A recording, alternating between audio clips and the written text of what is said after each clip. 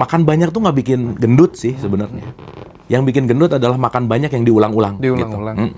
Jendela makannya nggak teratur. Jendela makannya nggak teratur. Dipersempit gitu ya. Dipersempit. Jadi kebayang nggak Mas Hendra kalau kita jam makan ngaconya lebih lama, Iya. potensi untuk energi tersedotnya atau turunnya itu lebih besar juga gitu. Nah, jadi kalau kita cuma punya waktu jam makan 6 jam atau 4 jam, seenggaknya cuma 4 jam, mau semakan ngaco apapun, seenggaknya cuma 4 jam lah gitu kira-kira. Iya. Nah, teman-teman, ini hanya akan dirasakan ketika teman-teman sudah memulai. Bisa mungkin teman-teman kurangi gula. Dah, itu aja. Karena ketika kita mengurangi gula, kita mulai mengganti insulin untuk membuat lemak tubuh kita ini menjadi power atau untuk menjadi energi gitu kira-kira. Dan saya ulang-ulang bahwa sekali lagi ya, ini penting, silakan dicek aja. Sekarang tuh yang banyak mati sekali lagi bukan kelaparan tapi overeating, udah gitu aja.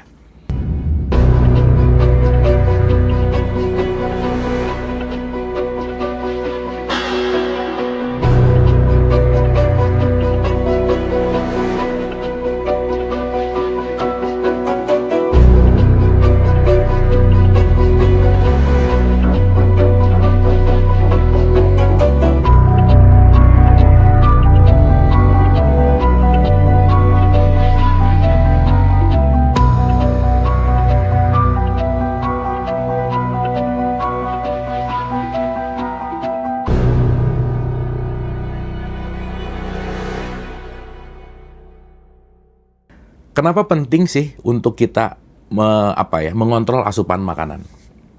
Karena ya kembali ya, kalau asupan nutrisi kitanya nggak oke, nggak stabil, itu akan ngebuat sistem sel kita juga jadi nggak bagus gitu. Kebayang nggak? Sekarang tuh kan ya kalau di iklan kan makan mulu ya, wisuda makan, nikahan makan, ngumpul makan dan makan gitu. Nah, ketika asupan makanan ini overnutrisi, ketika nutrisinya berlebihan, otomatis semua sel-sel di tubuh kita ini akan disruptif namanya. Nah, jadi teman-teman, kita penting untuk mulai ngecek jam makan kita gitu. Nah, jadi ada dua yang pengen saya cerita di sini. Bukan hanya apa yang dimakan, tapi kapan makan itu penting banget. Nah, makanya ada metodologi yang namanya intermittent fasting. Gini, kan kalau makan pagi itu sering kita sebut yang namanya breakfast gitu ya. Yeah. Orang mikir tuh breakfast itu adalah makan pagi. Padahal breakfast itu kan buka puasa. Buka puasa. Coba teman-teman renungin deh. Jangan-jangan kita, teman-teman, itu berhenti makan cuman lagi bobo aja gitu. Jangan-jangan bobo juga sambil ngemil lagi gitu ya. Itu bahaya banget gitu. Jadi kebayang nggak di 24 jam, kita cuman berhenti makan, let's say kalau bobonya 8 jam, berarti 16 jam jangan-jangan ngunyah mulu. Nah, teman-teman perlu diketahui ya, kita sebagai makhluk energi, yang banyak menyedot energi salah satunya adalah pikiran kita. Jadi otak kita tanpa berpikir itu 20% ngambil energi kita. Itu otak. Apalagi yang punya banyak pikirannya, loncat depan, loncat belakang, udah aja. Jadi kalau overthinking, itu akan nyedot energi banyak banget. Yang kedua adalah pencernaan. Jadi kalau pencernaan yang nggak pernah istirahat, dia akan nyedot energi kita terus gitu. Makanya kalau makan yang nggak beres, pencernaannya nyala terus, energi kita drop. Let's say, katakanlah 30% dipakai otak, 30% dipakai pencernaan. Berarti udah 60%, kebayang nggak? 40% dibagi ke jantung, paru-paru, usus, dan lain-lain. Nah, kenapa sih kita penting puasa? Udah deh, kata kuncinya puasa aja. Supaya pencernaan kita itu nggak terlalu banyak energi untuk dikonsum gitu. Akhirnya apa? Kalau energi pencernaan kita tidak banyak dipakai, kita bisa mendistribusikan energi itu ke semua tubuh yang membutuhkan gitu. Nah, jadi kalau mau mulai teman-teman sangat bagus banget, startlah untuk 16 jam tadi. Ya, let's say start makan jam 12, berhenti jam 8. 8 jam aja Windows bukanya. Terus nanti ditambahin lagi, jadi misalnya start makan jam 2, selesai jam 8, jadi 6 jam, jadi 4 jam, dan itu lakukanlah sesuai, dan teman-teman juga silahkan juga untuk meriset juga gitu ya. Tapi sangat-sangat disuggest lah ya, untuk teman-teman beneran menjaga makan gitu. Karena let's say ya kita bicara, makan gini, makan banyak tuh nggak bikin gendut sih sebenarnya. Yang bikin gendut adalah makan banyak yang diulang-ulang. Diulang-ulang. Gitu. Jendela makannya nggak teratur. Jendela makannya nggak teratur. Nggak dipersempit gitu ya? Dipersempit. Jadi kebayang nggak Mas Hendra kalau kita jam makan ngaconya lebih lama, Iya. potensi untuk energi tersedotnya atau turunnya itu lebih besar juga gitu. Nah, jadi kalau kita cuma punya waktu jam makan 6 jam atau 4 jam, seenggaknya cuma 4 jam, mau semakan ngaco apapun, seenggaknya cuma 4 jam lah gitu Iya, kira-kira. iya. Nah, teman-teman, ini hanya akan dirasakan ketika teman-teman sudah memulai. Jadi kalau sekarang mau nanya gitu ya tentang gimana sih starting point dari awakening consciousness gitu, saya rasa satu, kalau teori-teori, wah semua narasumber saya rasa udah bicara, tapi jangan lupa untuk olahraga dan puasa. Duh teman-teman, olahraga dan puasa ini beneran sangat membantu kita untuk membuat energinya jadi jauh lebih fokus gitu. Nah jadi, ya kalau kita mau bicara kesadaran lebih dalam gitu ya saya selalu mengatakan bahwa jangan harap kesadaran terus terbuka kalau kita lupa merawat tubuh kita dan lupa merawat atau memfilter nutrisi asupan dari apapun yang kita makan gitu. Jadi saya rasa singkatnya gitu Mas Hendra, sayangilah tubuh kita. Sayangilah tubuh kita dengan kita. Jadi gini, kalau kita melakukan olahraga dengan kesadaran, ini bukan kepaksa gitu Mas Hendra. Bukan kepaksa bukan, tapi saya jadi butuh gitu. Benar-benar muncul dan tumbuh dari dirinya Tumbuh. sendiri gitu ya. Dan itu adalah bukti sembah raga kita kepada tubuh, Mas. Terima kasih kita kepada tubuh adalah aku merawat dia dengan gerak olahraga gitu. Dan dengan menjaga makan gitu. Dan mungkin nanti saya akan kaitin gini Mas Hendra. Nggak tahu kenapa jadi pop-up gini. Jangan lupa untuk selalu memperbaharui niat dalam segala apapun. Karena banyak hal yang nggak pakai niat, kita melakukannya nggak sadar gitu.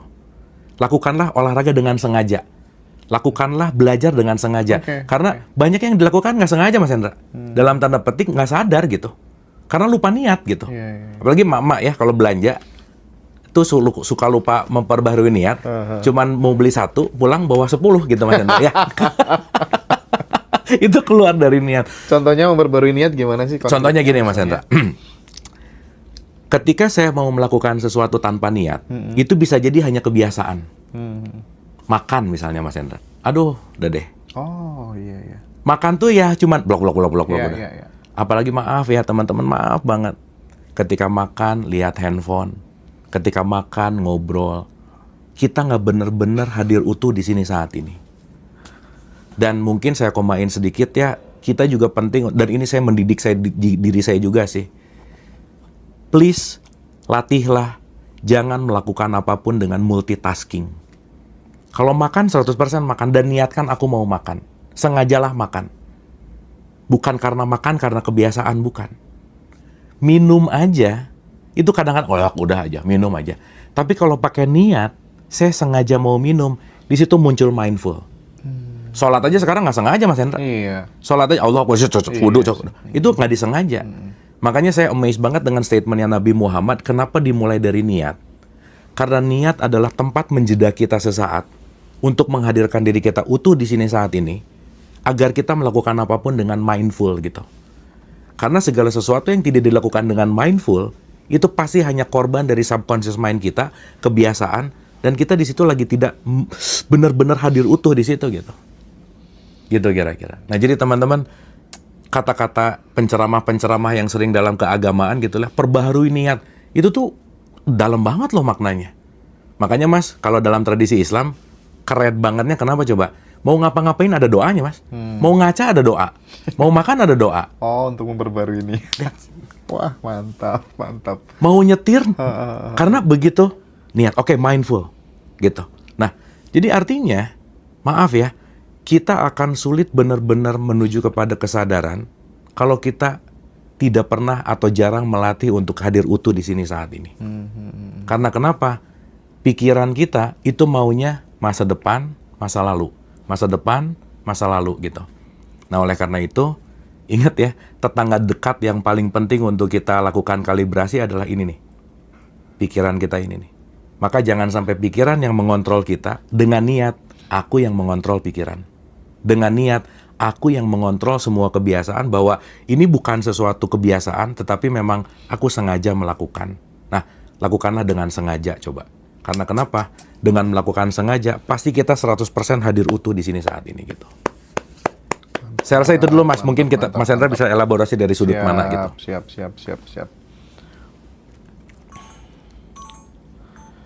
Oke, jadi sekali lagi yang perlu dikasih underline adalah ketika kita sudah bisa berdamai dengan makanan, kita bisa berdamai dengan Tuhan gitu.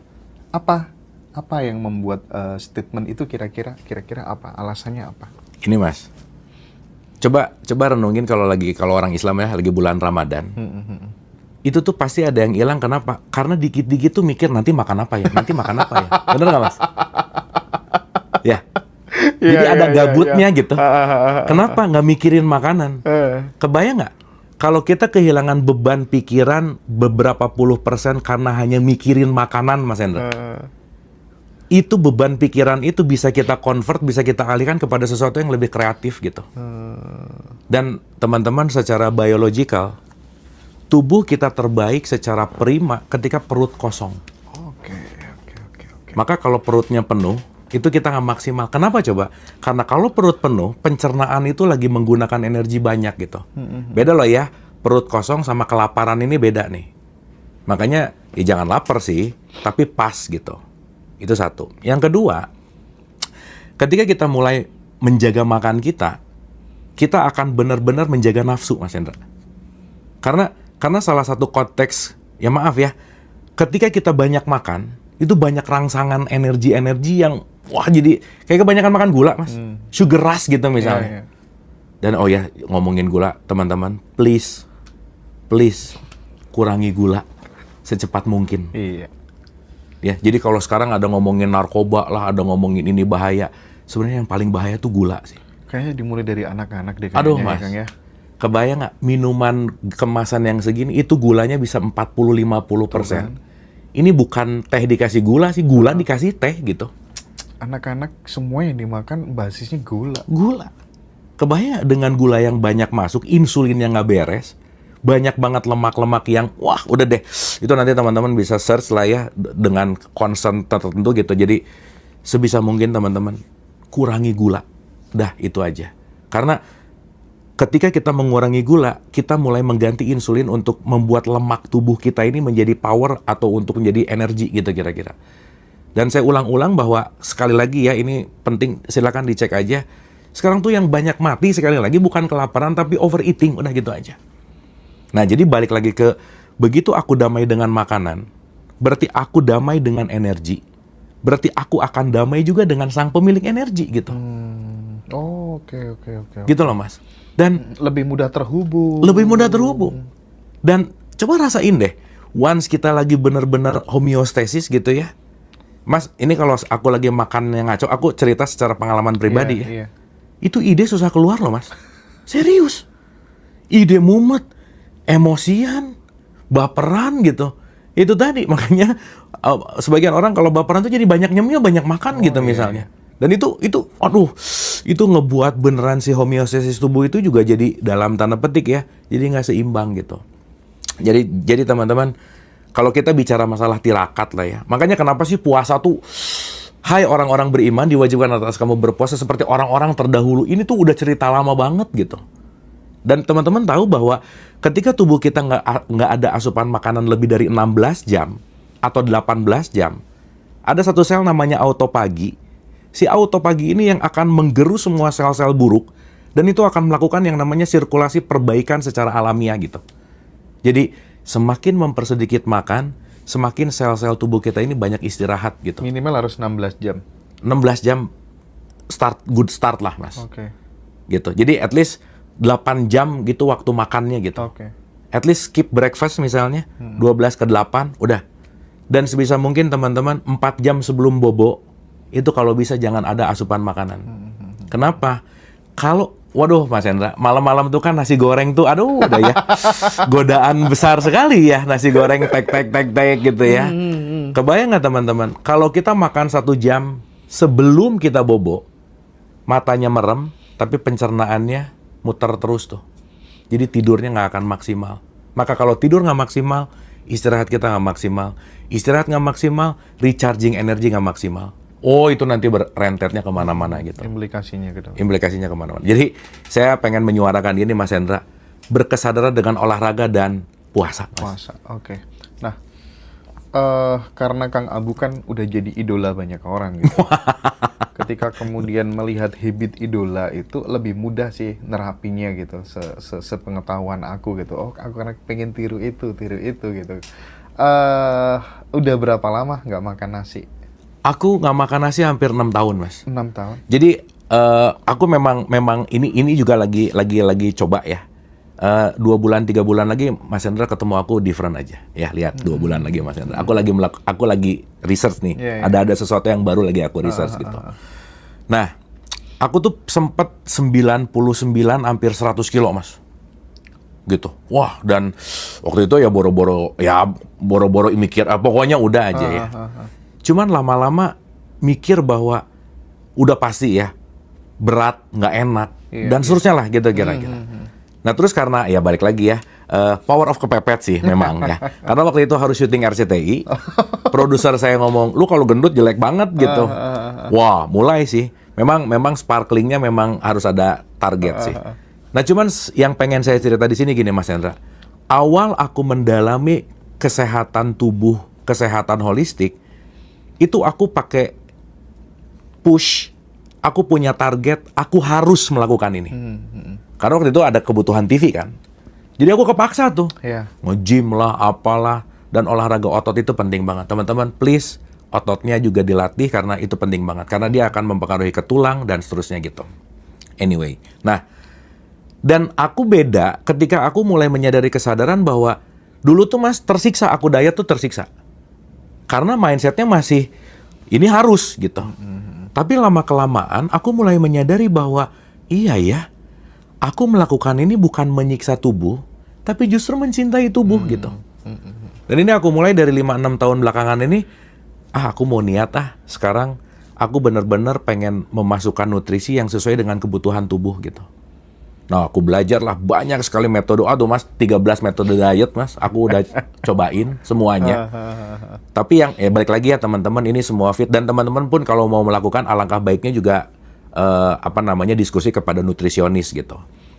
Tapi yang sekarang lagi fit banget sama aku sekarang adalah intermittent fasting ini sih Mas. Bahwa aku mengurangi karbo. Jadi aku udah hampir 5 tahun setengah, 6 tahun lah anggap gitu ya. Udah nggak makan gula, nggak makan nasi gitu. Dan apa yang terjadi dan kerasa, nomor 1 Mas, 1 ya dalam konteks ide misalnya. Nanti di ini aja 1 apa, 2 apa, kan nanti mesti ada awet muda gitu kan, dia segala macam gitu. Semua. Apa aja deh 1 ide. 1 ya, ini yang kerasa banget. Secara fisikal lebih fit aja Mas. Jarang capek. Aku tuh sehari bisa 4 jadwal, 5 jadwal online offline Mas Hendra. Gitu ya. Namanya juga raja TikTok. Tapi yang aku sadari juga, oh iya ya, kenapa meskipun ya kadang-kadang kebablasan juga ya, kadang-kadang si hak tubuh ini juga aku bablas juga sih gitu ya. Jadi, maaf ya tubuh gitu ya kira-kira. Nah, itu 1, aku ngerasa jauh lebih fit. Oke. Yang kedua Mas, setelah nggak makan nasi, nggak makan gula, aku ngerasa jauh lebih bisa nangkep sesuatu tuh lebih, apa ya, kalau orang ngomong tuh aku bisa lebih, ya maaf ya bahasanya gini Mas, aku ngerasa lebih cerdas lah gitu. Dah itu aja Mas. Gitu, itu yang kedua. Yang ketiga, membuat dan membantu aku fokus dan konsentrasi jauh lebih tinggi dari sebelumnya. Nah ini yang aku cerita kemarin Mas Hendra. Dalam ranah meditasi, itu keterhubungan dengan si direct self ini, si essential self ini, itu dahsyat banget Mas Hendra. Jadi ya gimana ya teman-teman? Kita tahu bahwa meditasi itu, ya saya melakukan itu gitu ya. Dengan meditasi, saya punya me time untuk bisa komunikasi sama higher self gitu. Banyak orang yang bilang bahwa meditasi itu terganggu dengan pikiran apa dan lain-lain.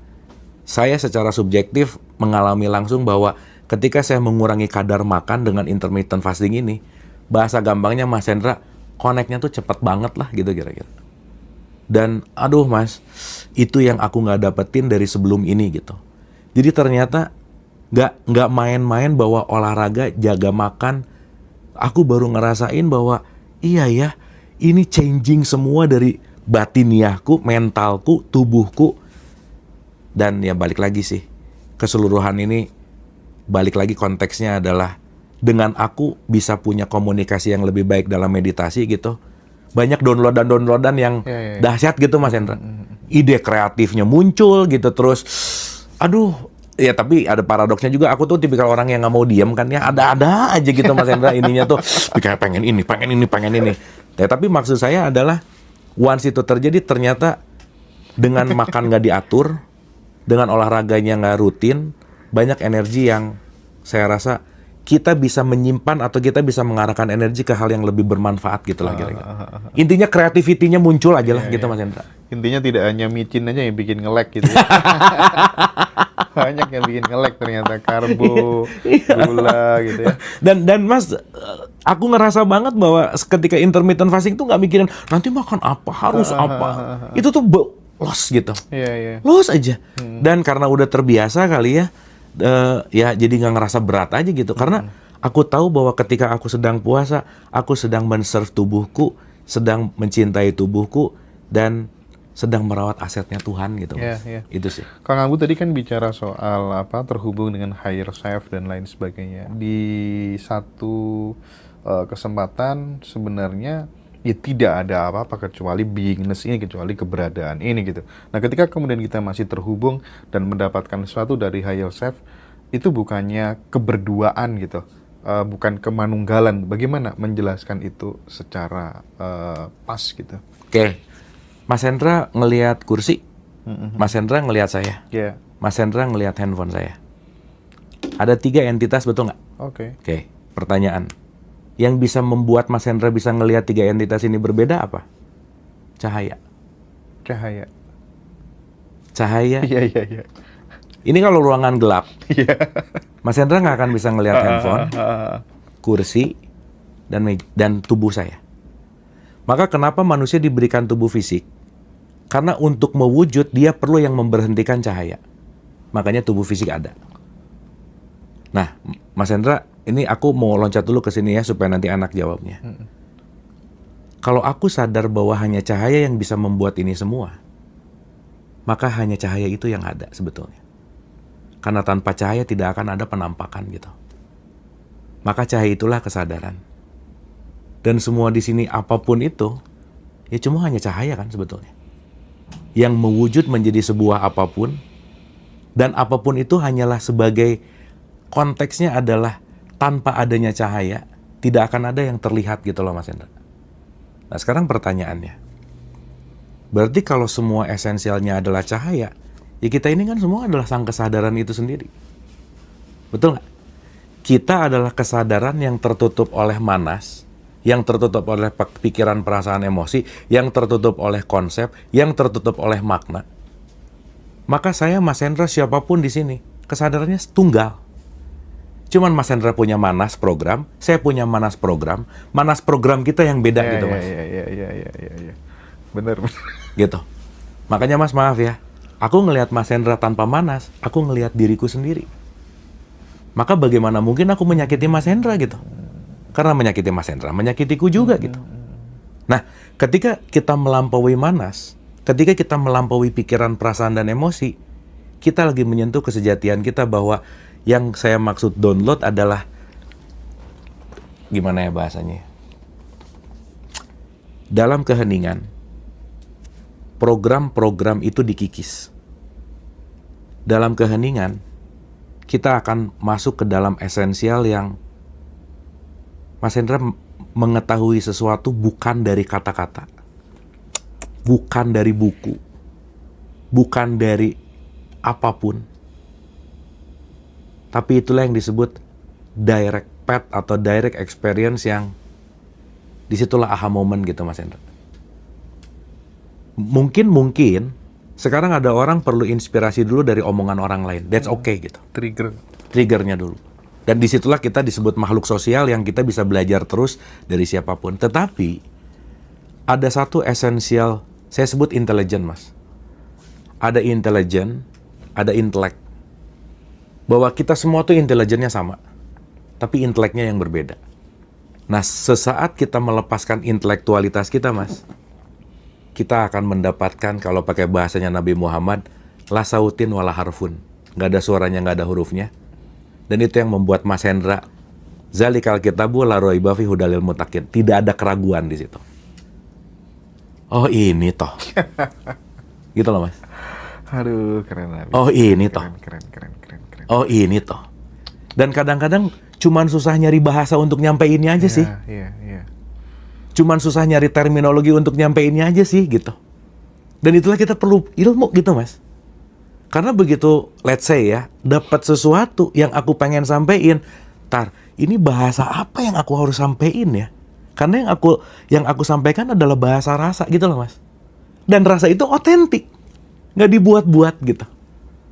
Nah, itulah ketika kita belajar, kita punya pengetahuan, kita dapat sesuatu, kita bisa membahasakannya dengan bahasa sehari-hari gitu Mas. Ya. Nah jadi, kalau ini disebut oneness, bukan ada dua entity, bukan.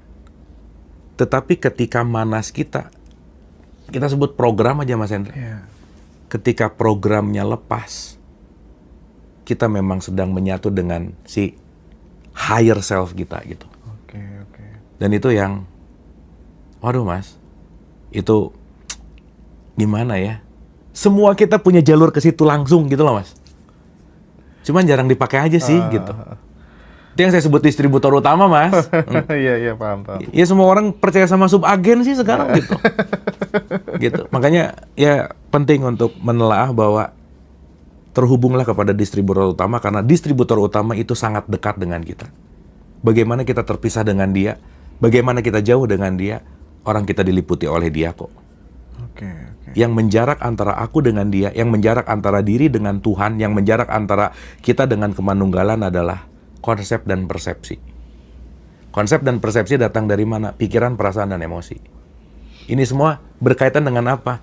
Berarti begitu kita menjaga tubuh, menjaga asupan, memperbaiki pikiran, perasaan, emosi, itu pun akan memperbaiki hubungan kita dengan distributor utama gitu. Bagaimana mungkin kesadaran yang tidak terbatas itu tadi, awareness, consciousness yang tak terhingga itu tadi, bisa lama terbenam di dalam pikiran kan?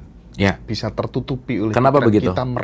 Kita merasa bahwa justru itu malah kita nggak bisa mengaksesnya, nggak bisa kalau tadi Kang Abu mengatakan kalau aku melihat Mas Hendra tanpa manas, aku melihat diriku sendiri gitu. Ya. Kenapa kok bisa seperti itu gitu kan? Ya, karena kita divirusi oleh program dari luar, Mas. Nah, saya kasih contoh nih. Gini. Oke. Kita ini semua adalah kesadaran yang lahir. Yang dikasih tubuh, Mas. Ya. Di antara kesadaran dan tubuh, ada yang namanya pikiran, perasaan, emosi. Jiwa aja kita sebut. Yeah. Oke. Berarti, Mas, bayi yang baru lahir kesadarannya 100% nggak? Iya dong. Makanya dia nggak belajar menyusui, nggak ada lesnya. Yeah. Maka dia nangis itu bukan emosi, karena dia punya kesadaran 100%. Nah, orang berpikir gini, Mas.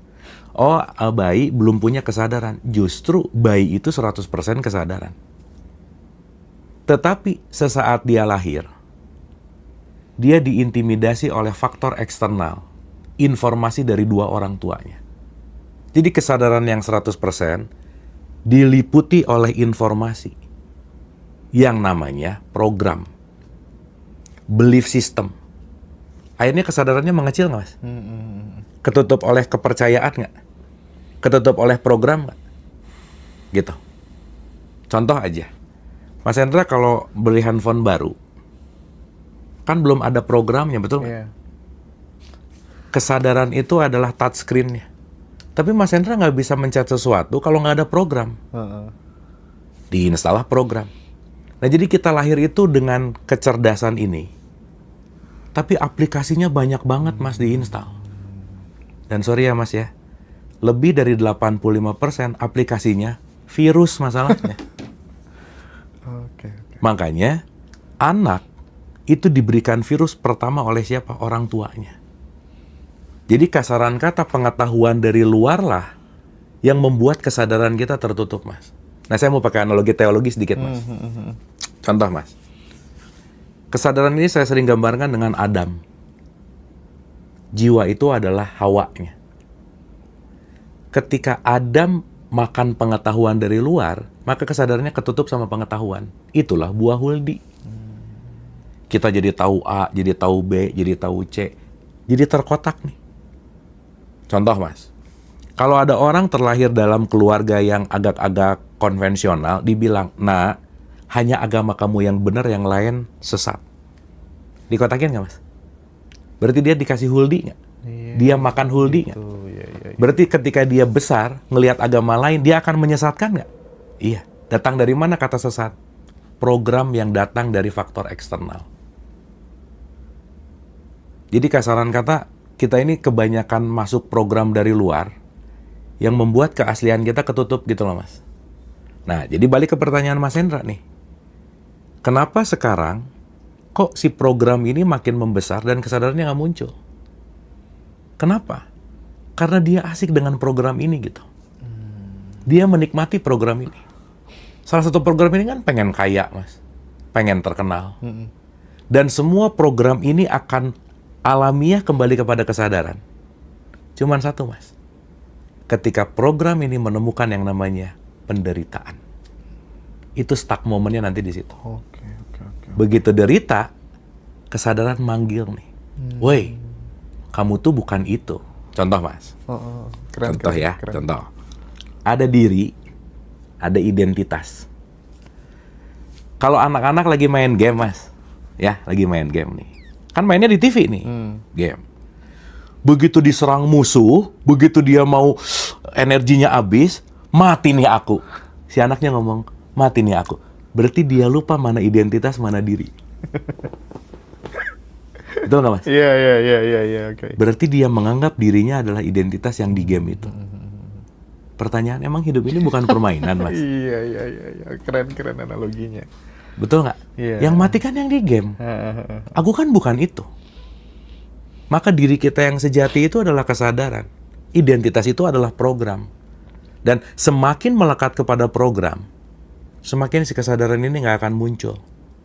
Maka secara alamiah, program ini harus dilepas, Mas. Harus ya, saya pakai kata harus nih. Kenapa? Karena pasti.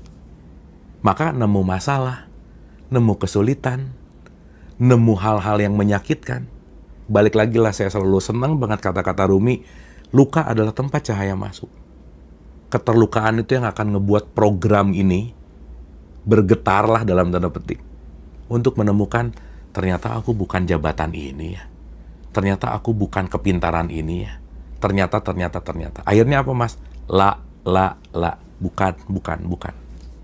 Yang ada hanyalah ilallah. Maka aku adalah kesadaran yang akan kembali kepada kesadaran. Innalillahi wa inna ilaihi rojiun.